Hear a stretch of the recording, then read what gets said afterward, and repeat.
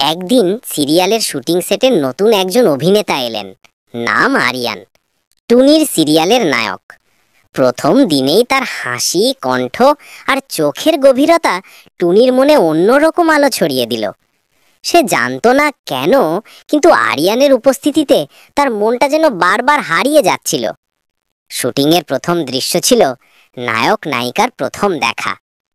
Camera ঘোরার সাথে সাথে আরিয়ানের চোখে চোখ পড়ল টুনির। দৃশ্য শেষ হতেই টুনি একটু থমকে দাঁড়ালো। আরিয়ান হাসল। ম্যাডাম, আপনি তো দৃশ্যে থেকেও যেন গল্পে ঢুকে গেছেন। টুনি মুচকি হেসে বলল, ভালো অভিনয় করলে পরিচালকও হারিয়ে যেতে পারে। সেদিনের পর থেকে দুজনের মাঝে এক অদ্ভুত বন্ধুত্ব তৈরি হলো। শুটিংয়ের ফাঁকে তারা চা খেতে যেত, নতুন স্ক্রিপ্ট নিয়ে আলোচনা করত। একদিন বৃষ্টি নামলো সেটে। সবাই ছাতা নিয়ে ছুটে গেল ট্রাকে, কিন্তু টুনি বৃষ্টির ভেতর দাঁড়িয়ে আকাশের দিকে তাকিয়ে রইল। টুনির চোখে জল চলে এলো।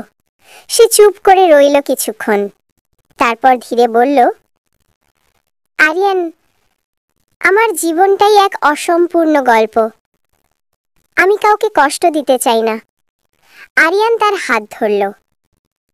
অসম্পূর্ণ গল্পগুলোই তো সবচেয়ে সুন্দর, কারণ ওগুলো শেষ হয় না। সেদিনের পর থেকে তাদের সম্পর্কের রং প্রথমে এসে গেল হরিণদের কাছে। হরিণেরা তখন ঝর্ণার পাশে পানি খাচ্ছিল। টুনি গিয়ে বলল, হরিণ ভাই, আমি তোমার সাথে খেলতে চাই, আমি খুব একা। হরিণ হেসে বলল, তুমি তো পাখি, আমরা দৌড়ে খেলি, তুমি উড়ে বেড়াও, তুমি আমাদের সঙ্গে কেমন করে খেলবে? টুনি একটু চুপ করে রইল। তারপর সে উড়ে গেল বনের ভেতর আরো দূরে। এবার সে দেখল এক বানর গাছের ডালে দোল খাচ্ছে। এই বানর ভাই, আমি কি তোমার সঙ্গে দোল খেলতে পারি? বানরটা হেসে বলল, তুমি তো ছোট্ট পাখি, এই দোল ধরতে পারবে না, তুমি পড়ে যাবে। প্রথমে এসে গেল হরিণদের কাছে। হরিণেরা তখন ঝর্ণার পাশে পানি খাচ্ছিল। টুনি গিয়ে বলল, হরিণ ভাই, আমি তোমার সাথে খেলতে চাই, আমি খুব একা। হরিণ হেসে বলল, তুমি তো পাখি, আমরা দৌড়ে খেলি, তুমি উড়ে বেড়াও, তুমি আমাদের সঙ্গে কেমন করে খেলবে? টুনি একটু চুপ করে রইল।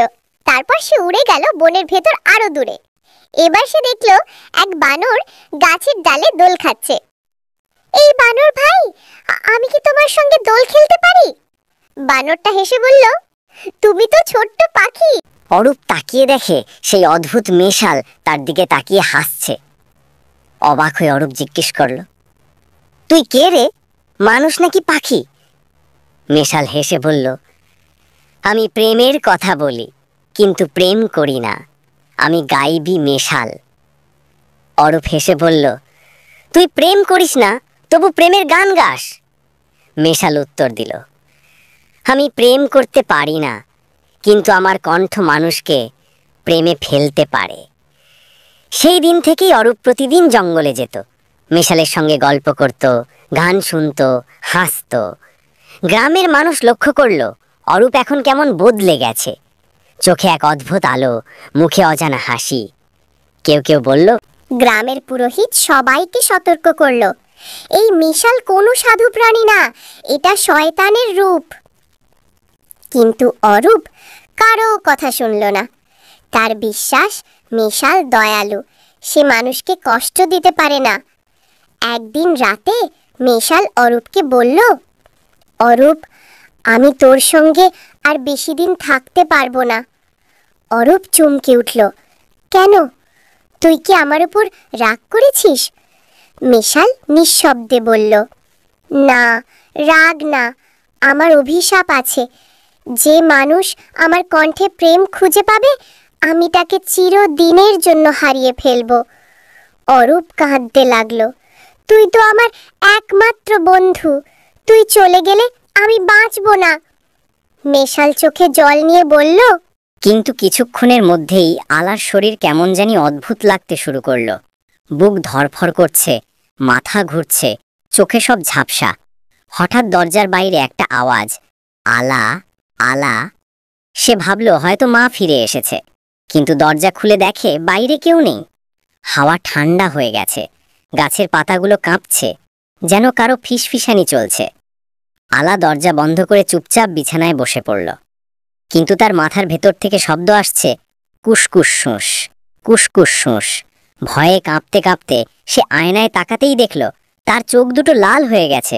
সে চিৎকার করতে চাইল, কিন্তু গলা থেকে শব্দ বের হলো না। ঠিক তখনই মা এসে দরজায় ধাক্কা দিলেন।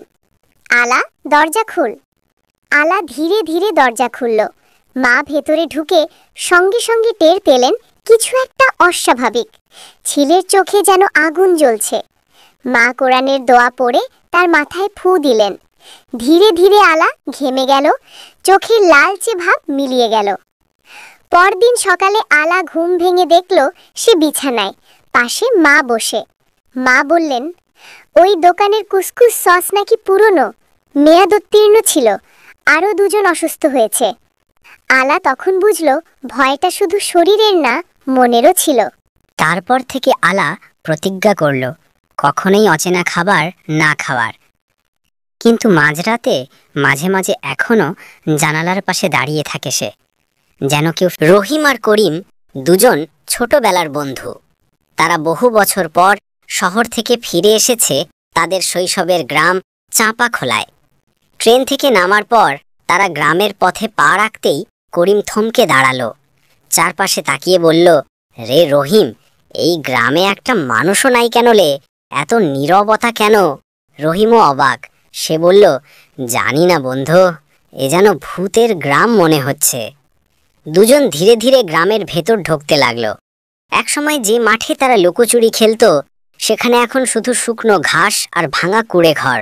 পুকুরের পানি ঘোলা, আর তীরের ধানে ভাঙা একটি ডিঙি নৌকো পড়ে আছে। তারা প্রথমে রহিমের পুরনো বাড়ির দিকে গেল। দরজাটা আধখোলা। ভিতরে ঢুকে দেখে জাল ধরা ধুলায় ঢাকা চেয়ার, টেবিল আর ভাঙা হুক্কা। করিম বলল, রহিম, তোর মা বাবা কোথায় গেল? রহিমের চোখ ভিজে উঠল। ওরা তো বছর 2 আগেই শহরে চলে গিয়েছিল। বলেছিল গ্রামের জমি শুকিয়ে গেছে, কাজকর্ম নেই। কিন্তু আমি ভাবিনি সবাই এমন করে চলে যাবে। তারা ঘুরে দেখল পুরো গ্রাম জুড়ে একটাই দৃশ্য, কোনো মানুষ নেই, শুধু পরিত্যক্ত ঘরবাড়ি, শুকনো গাছ আর ভাঙা কুয়ো। মনে হচ্ছে যেন সময় এখানে থেমে গেছে।